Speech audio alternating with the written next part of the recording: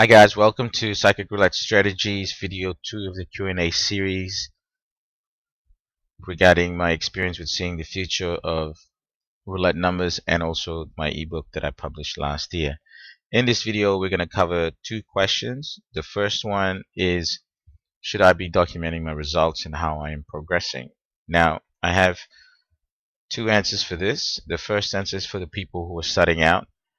Uh, I always recommend that you don't try to document your results straight away. And the reason being is that you are just learning the processes and you're learning how to sort of get some consistency with the actual skill itself.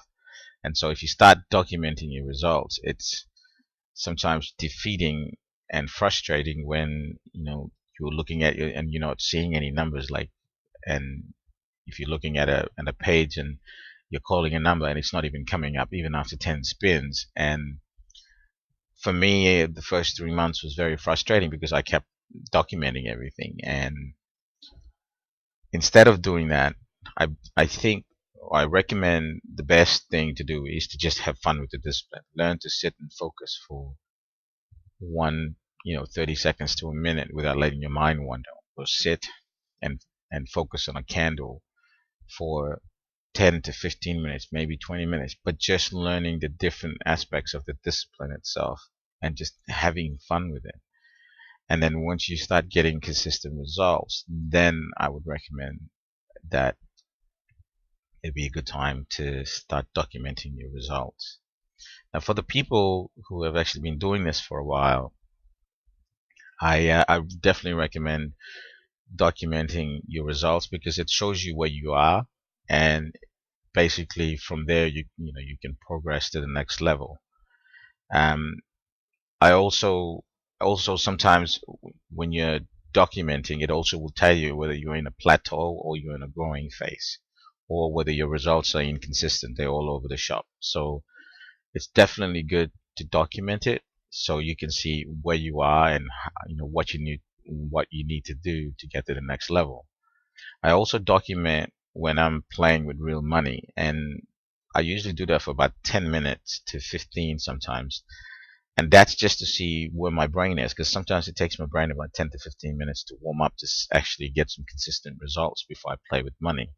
So if you play with money without warming your brain up, or at least trying to see how far into the future you're seeing, then in most cases you're probably setting yourself up for failure or to lose money. So it's not really something that I'd recommend.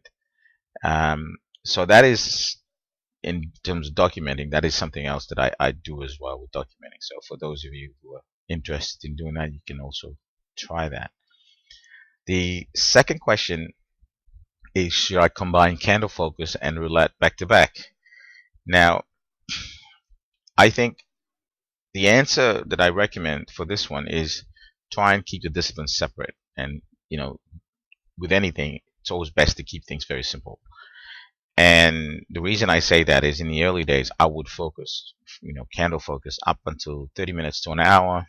Then I'd hop straight into doing roulette. But I noticed that my results were not as good, because sometimes I'd get fatigued and I get tired. And so after a while, I started to wonder, I started to do some research, and I found some studies that show that the brain's performance after 30 minutes, 40 minutes, it sort of needs a break. And also the other thing is the sugar level drop in the brain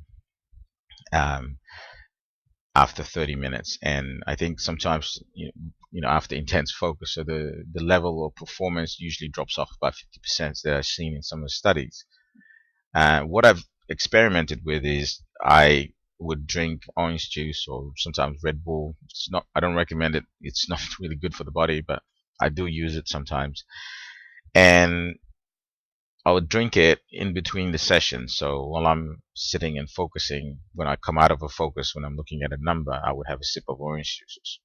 Now, what that does is it takes about 10 to 15 minutes for the sugar to get into your bloodstreams and hopefully to your brain. So if you continue to keep your sugar levels up between those intense periods of focus, Um, for me, I find that it tends to help me a lot with getting consistent results and improving my discipline. So, and I always, I set an alarm and I have breaks every 30 to 40 minutes between, even if I'm playing straight seeing the future roulette numbers for 3 hours, 4 hours, I break it up into 30-minute segments. And I have little 10-minute, 15-minute breaks in between that.